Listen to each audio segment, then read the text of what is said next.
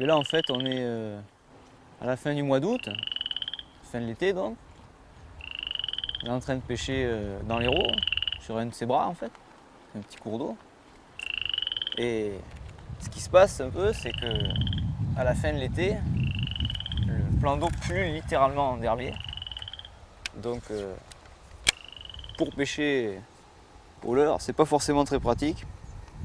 Et pour moi, il n'y a qu'un seul truc qui marche, c'est la pêche à la grenouille. Quand le poste est super encombré, il y a vachement d'herbe, vachement d'obstacles, vachement de branches, de bois mort. Souvent, la plupart des leurres ne peuvent pas passer à cause des hameçons.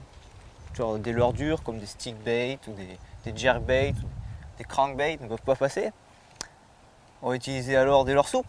Pourquoi pas utiliser un montage texan, mais même avec un montage texan, on se rend compte qu'il y a tellement d'herbe que même l'hameçon texan carrément caché dans le leurre arrive lui aussi à s'accrocher. Donc pour moi, le seul leurre qui serait capable de passer dans toute cette broussaille, dans toute cette herbe, ça serait les grenouilles. Pourquoi? Tout simplement que quand on les regarde, les grenouilles sont des leurres qui sont pour moi prédestinés à passer dans les herbiers, puisque elles ont la plupart du temps une forme assez fuselée, et surtout le plus important, elles ont carrément les hameçons cachés littéralement à l'intérieur du leurre. Parce que là, on se rend compte qu'une herbe, un bois mort ne peut pas passer. Pourtant, vous avez vu la taille des hameçons, c'est du gros, c'est du solide. Donc, alors l'avantage de pêcher au cœur des obstacles et à des endroits où les leurres ne passent plus, c'est déjà que les poissons ils sont soumis à une pression de pêche qui est beaucoup moins importante. La plupart des pêcheurs n'osent pas pêcher dans toute cette herbe, donc les poissons voient beaucoup moins de leurres. Et ça nous permet de cibler un peu les endroits, puisqu'on sait très bien que les carnassiers qu'on recherche, genre le black bass, le brochet ou même la perche, sont souvent dans des caches pour attendre les proies qui passent. Donc un herbier, c'est carrément prédestiné.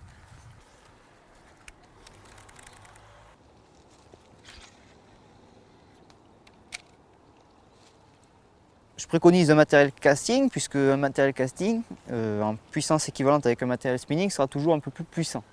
Vous pouvez avoir une touche avec n'importe quel autre matériel. Je vois bien que pour pouvoir ferrer correctement, il faut vraiment qu'ils viennent le prendre derrière. Bon, tu vois que c'est une technique qui marche. C'est vrai qu'on est vers la fin de l'été. Les eaux commencent à se refroidir un peu, mais bon, c'est une technique qui fait quand même du poisson.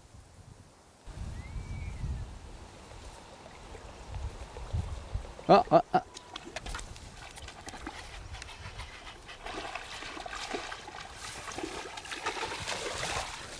Ah, surprise!